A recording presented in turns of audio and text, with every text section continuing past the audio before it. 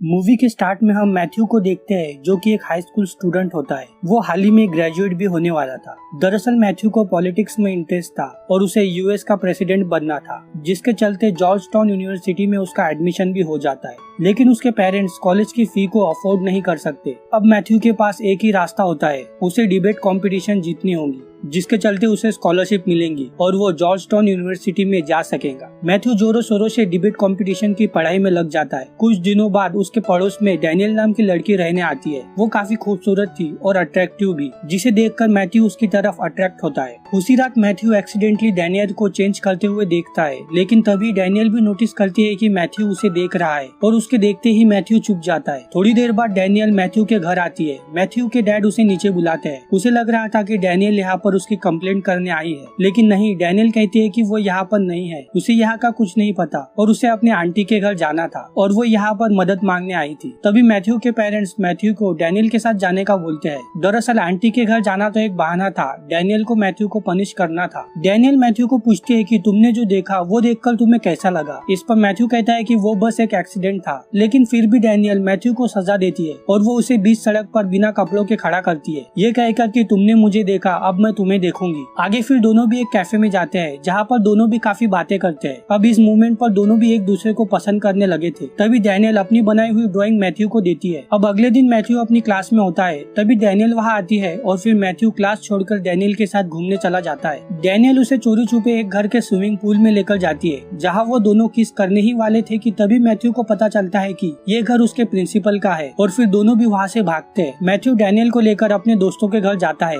जहाँ उसके दोस्त डैनियल को देखकर दंग रह जाते हैं और फिर वे लोग वहाँ से एक पार्टी में जाते हैं, जहाँ मैथ्यू का क्लासमेट डैनियल के साथ फ्लर्ट करता है और मैथ्यू को पार्टी से निकाल देता है। लेकिन तभी मैथ्यू हिम्मत कर वहाँ आता है और सबके सामने डैनियल को किस करता है और फिर यहाँ से दोनों का रिलेशन स्टार्ट होता है। मैथ्यू इस सब से काफी खुश होता है क्योंकि फाइनली उसके लाइफ में एक लड़की थी, पर उसका फ्रेंड उसे कहता है कि डैनियल एक पॉर्न स्टार है, उसका स्टेज नेम अथीना है और वो उसे एक वीडियो दिखाता है जिसमें डैनियल थी। ये देखकर मैथ्यू गुस्से से वहाँ से जाने लगता है। तब उसका फ्रेंड उसे कहता है कि तुम डैनियल को रूम में लेकर जाओ और उसका फायदा उठाओ, पर मैथ्यू कुछ नहीं कहता और वहाँ से घर जाने के लिए निकलता है। घर आके वो देखता है कि डैनियल उसके घर पे थी और वो उसके बचपन के फोटोज देख रही थी। तभी मैथ्यू डिसाइड करता है कि वो डैनियल को रूम में लेकर जाएगा। इवनिंग में मैथ्यू डैनियल को मोटेल के एक होटल रूम में लेकर जाता है। इस समय तक डैनियल भी समझ चुकी थी कि मैथ्यू उसके साथ क्या करना चाहता है और डैनियल वहाँ से गुस्से से चली जाती है क्योंकि उसने ये सब छोड़ दिया था और वो मैथ्यू से सच्चा प्यार करने लगी थी और मैथ्यू भी बाकी लड़कों की तरह ही निकला, ये कहकर वो वहाँ से चली जाती है। अगले दिन मैथ्यू डैनियल के घर जाता है उससे माफी मांगने के लिए, लेकिन तभी वहीं पर वो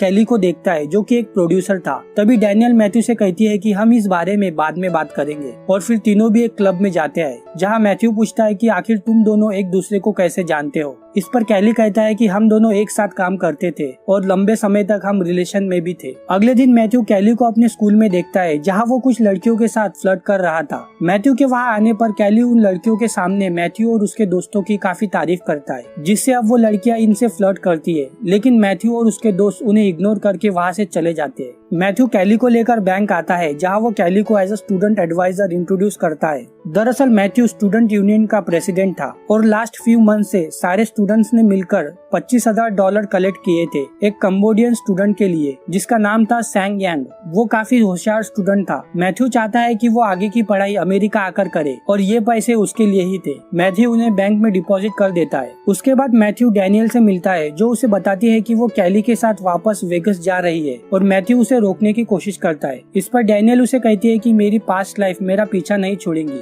मैं एक नॉर्मल लड़की की तरह नहीं जी सकती, लोग मुझे जीने नहीं देंगे। ये कहकर वो वेगस के लिए निकल जाती है। इवनिंग में मैथ्यू अपने दोस्तों के साथ कैफे में बैठा था। तभी मैथ्यू कहता है कि आज मेरी गलती की वजह से डैनियल मुझे छोड़कर चली गई। उसके फ्रेंड्स उसे चीयर अप करते हैं और फिर तीनों भी वेगस के लिए निकलते हैं। वेगस पहुंचकर वो डैनियल को देखते हैं, जो कि काफी अपसेट थी। मैथ्यू उसे काफी मनाने की कोशिश करता है, लेकिन वो वहाँ से चली जाती है। और फिर हम एक आदमी को देखते हैं जिसका नाम ह्यूगो होता है। वो भी एक प्रोड्यूसर था और वो कैली का कॉम्पिटिटर था। ह्यूगो डैनियल को अपने साथ काम करने के लिए कहता है और वो उसे स्टार बनाना चाहता है। उतने में ही वहाँ पर कैली और मैथ्यू दोनों भी आ जाते हैं। कैली मैथ्यू से पूछता है कि तुम यहाँ पर क्या कर रहे हो। इस पर मैथ्यू कहता है कि मुझे नहीं लगता कि डैनियल ये काम करना चाहती है। इस पर कैली मैथ्यू को रूम में लेकर जाता है और धमकी देता है और वापस जाने के लिए बोलता है, लेकिन फिर भी मैथ्यू डैनियल के पास जाता है और कहता है कि मुझे पता है कि तुम क्या चाहती हो और और तुम्हें भी पता है कि तुम ये नहीं करना चाहती। अब रात के 2 बज चुके थे। अगले दिन मैथ्यू का स्कॉलरशिप डिनर था जहाँ वो स्पीच देने वाला था, इसीलिए वो वहाँ से निकलते हैं। अगले दिन डैनियल भी वापस आ जाती है और वो मैथ्यू को स्कूल छोड़ने जाती है, जहाँ मैथ्यू डैनियल को अपने साथ प्रॉम नाइट पे चलने के लिए कहता है।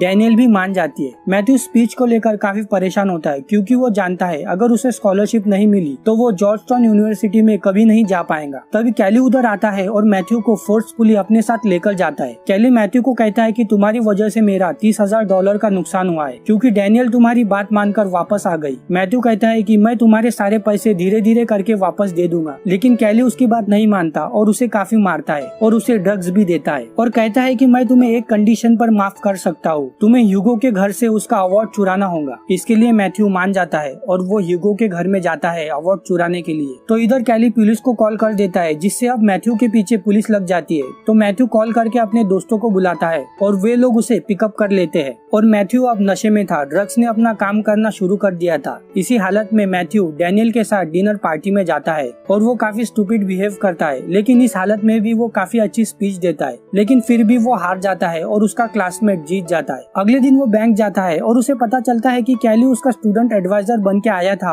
और वो पूरे $25,000 लेकर चला गया। अगले दिन मैथ्यू और डैनियल हीगो के पास जाते हैं उससे माफी मांगने और वो उसका अवार्ड भी वापस करते हैं और मैथ्यू हीगो के साथ पार्टनरशिप करता है स्कूल में वीडियो शूट करने के लिए। वही डैनियल अपने 2 पॉर्न स्टार फ्रेंड्स को बुलाती है और फिर सब लोग पार्टी में जाते हैं। तभी मैथ्यू के क्लासमेट उसके पास आते हैं और पूछते हैं कि क्या ये लड़कियां पॉर्न स्टार है। इस पर मैथ्यू हाँ बोलता है और पूछता है कि क्या तुम लोग मूवी में काम करना चाहोगे। इस पर वे लोग हाँ बोलते हैं और मूवी शूट होती है, लेकिन उसका एक फ्रेंड फाइनल सीन नहीं कर पाता। तब मैथ्यू कहता है कि वो ये सीन करेगा और वो ड्रेस चेंज करने के लिए जाता है। तभी वहाँ पर टीचर आ जाते हैं और ये सब बंद करने के लिए कहते हैं, लेकिन रुके दोस्तों, ये सब मैथ्यू की सिर्फ एक इमेजिनेशन थी। और तभी मैथ्यू को रियलाइज होता है कि वो ये सीन नहीं कर सकता क्योंकि वो डैनियल से सच्चा प्यार करता है। तभी उसका फ्रेंड ये सीन करने के लिए मान जाता है और फाइनली उनका शूट कंप्लीट होता है और वे लोग घर चले जाते हैं। मैथ्यू और डैनियल कार में ही इंटीमेट होते हैं। अगली सुबह मैथ्यू का फ्रेंड उसे कॉल करके कहता है कि वीडियो टेप चोरी हो गई है।